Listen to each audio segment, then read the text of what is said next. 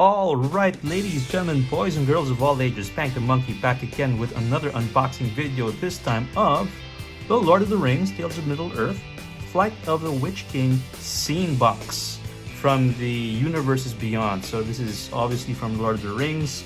I think this came out sometime like a little, I think during the holidays of 2023. And there are 4 scene boxes that depict the front of this box. Of course, it comes out as cards. So I actually picked up the entire display for all 4, and I would like to share that opening with you. So what does this come with? It comes with 6 scene cards, 3 set boosters, 6 art cards, and display easel. So what we'll do is we'll open the cards. This is what we have inside. We'll check out the actual cards itself, and then for the set boosters we'll put that away and have an unboxing separately of all the set boosters from all 4 of these scene boxes. Yeah, and then we'll just go through these cards and see how they are. So let's get started with it. Okay, so this is the one with the Witch King, and you might be wondering, why did I get these cards? So in my mind, from a sort of collector standpoint, I don't think that these cards would ever be reprinted because they are precisely associated with Lord of the Rings, and because of that, likely the value of these cards, given that there won't likely be any reprints, will probably appreciate over time. And so I think this is the easel, yeah, where you can put the cards in and slot them in here.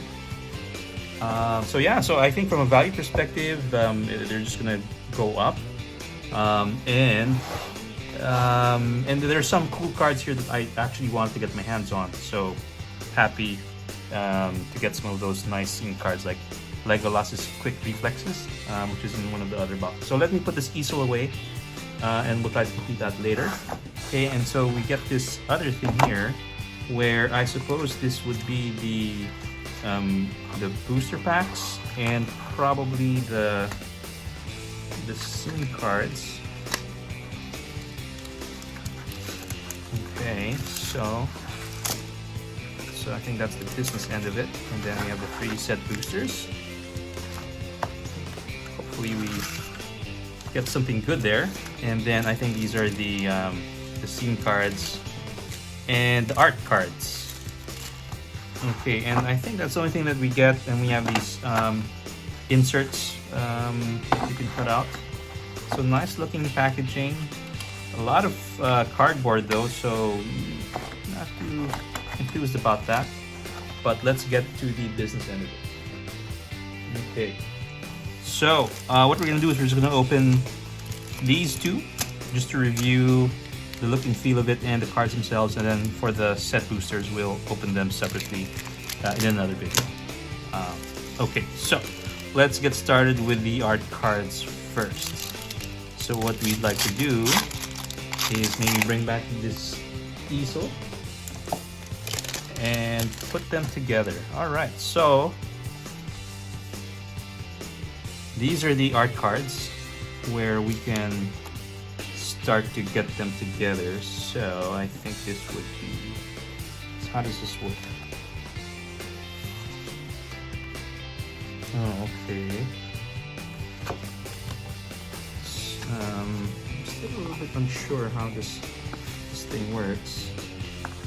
Supposedly you slot them in here. Okay. Is it supposed to be like that? Yeah. Okay, sorry, no, this should be going over here.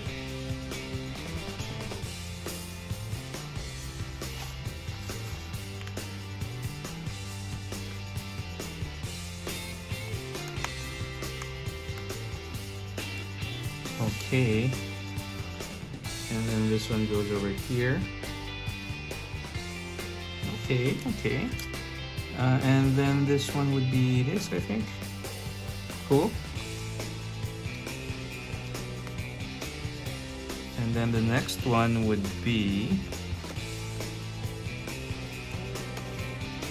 this guy there, the neck, right, okay.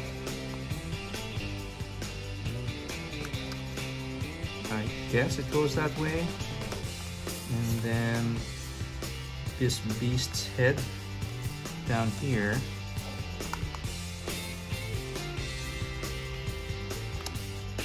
Okay, and then there you go. So that's what it's supposed to look like, I guess. I would have preferred like maybe like some sticky tape or something like that, so that you don't have to slot it in like this and can have these black stuff coming out of the seam. But yeah, well, am I gonna frame this? I don't think so, to be honest with you. So it's supposed to look like that.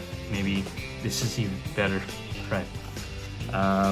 Obviously, this is a cash grab by Wizards. They probably paid a lot for, you know, this tie-up with Lord of the Rings. And, you know, apart from the One Ring, and then they have the Holiday Edition thingy, and then you have these scene boxes. Just, you know, various ways to make some money. But let's get to the scene cards themselves. Okay, these are foil, so I'm detecting some Pringly effects. Okay, so the first one is Call Forth the Tempest. So it's a sorcery, 8 to cast, 5 red.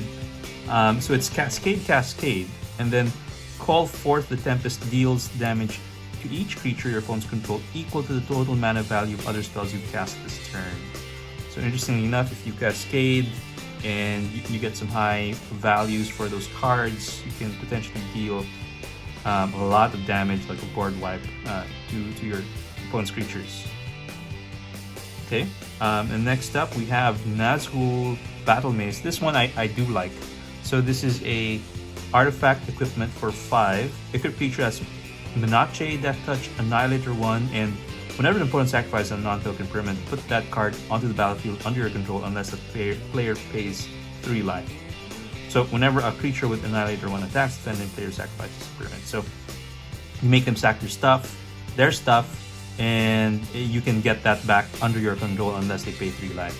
So you're sort of extorting them for life, or letting you gain control of their permanent. So this is pretty cool.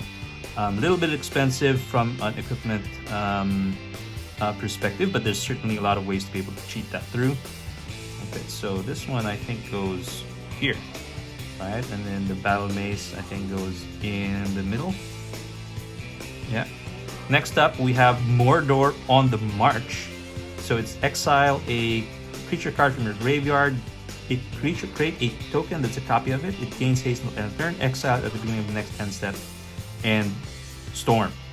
So it's a sorcery, 5 to cast, and yeah, you're able to create a copy. And if you have Storm, you can have multiple copies of that thing.